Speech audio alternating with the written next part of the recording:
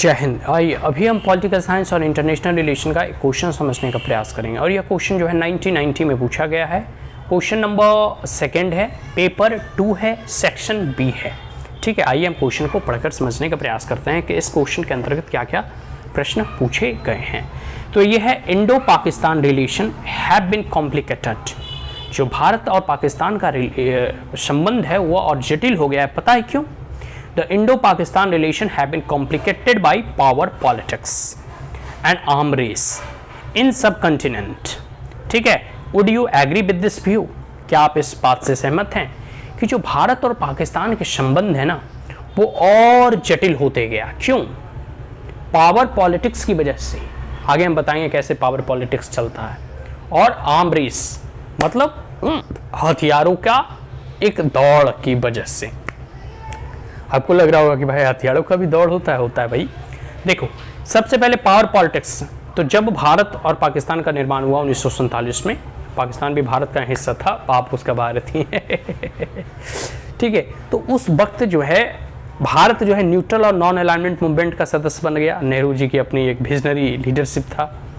और पाकिस्तान क्या किया, उसको एक नए पापा की तलाश थी, तो वो अमेरिका के गोद में जाके बैठ गया। अमेरिका को अपना नया पापा बनाया।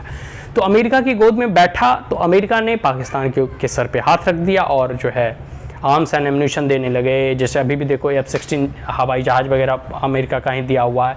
फिर बहुत सारे आर्थिक मदद देने लगा अमेरिका ने। ठीक है, और भारत जो है वो न्यूट्रल था।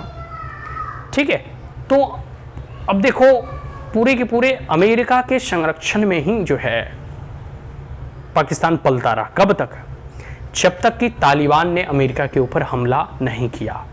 जब तालिबान ने अमेरिका के ऊपर हमला किया तब जो है अमेरिका का कान खड़गा कि इसमें पाकिस्तान का ही हाथ है और ओसामा बिन लादेन पाकिस्तान में ही छुपा था। अमेरिका आया, चुपचाप बिना पूछे ओसामा बिन लादेन को पकड़ा और मार के समुद्र में फेंक दिया।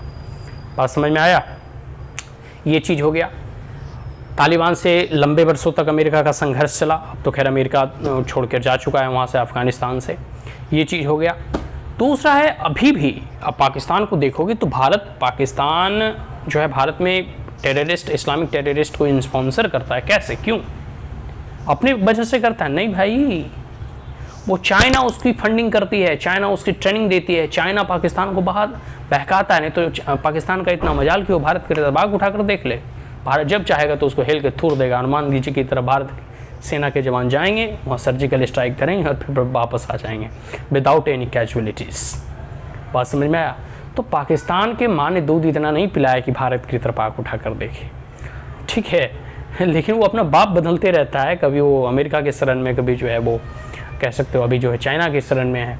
और आपको बिलीव नहीं होगा कि ये जो न्यूक्लियर और परमाणु परीक्षण भी किया वो कहीं ना कहीं इसमें चाइना का ही जो है योगदान था, चाइना का ही इसमें समर्थन था। बातें समझ में आई? तो अभी भी देखो जो ईरान वगैरह न्यूक्लियर या परमाणु परीक्षण किया, या नॉर्थ कोरिया जो परमाणु परीक्षण किया, इसमें कहीं ना कहीं जो है चाइना का हाथ है।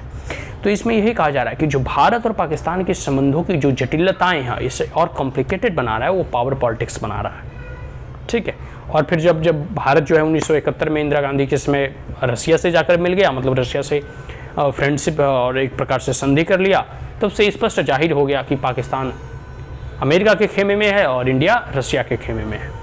इसलिए देखिए 1971 के युद्ध में रसिया हमारे साथ आ गया था पूरा नौमा बेड़ा लेके, और पाकिस्तान के साथ जो है अमेरिका आ गया था। ठीक है, परमाणु जो है वॉरशिप लेके। ये सब चीज़ें हैं। आर्म रेस के बारे में है कि देखो भारत जो है पूरे के पूरे अपने साजो सामान हथियार किस लिए खरीदता है? क्योंकि हम जो है चाइना या पाकिस्तान से डील कर सकें। ठीक उसी प्रकार जैसे देखो अभी चाइना और भारत में कैसे आर्म रेस हो रहा है। देखो, भारत ने रसिया से S-400 मांगा, चाइना ने भी S-300 मांगा। पाकिस्तान वगैरह देखो, भारत ने पहले चाइना ने परमाणु परीक्षण किया तो भारत ने परमाणु परीक्षण किया, हमको देखते हुए फिर पाकिस्तान ने परमाणु परीक्षण कर लिया। तो एक प्रकार से हथियार के जकीराओं का जो है एक दौड़ शुरू हो गया कि नहीं, प्रतिस्पर्धा शुरू हो गई कि नहीं। तो इससे रिश्ते और बिगड़ते जाते हैं, इससे रिश्ते और कॉम्प्लिकेटेड होते जाते हैं। ठीक है, तो ये सब सारे प्रश्न हैं। आशा करता हूँ यह समझ में आ गया होगा। अब हम लोग जो है नेक्स्ट क्वेश्चन को नेक्स्ट वीडियो में समझने का प्रयास करेंगे। So that's all. Thank you. Have a great day. Jai Hind.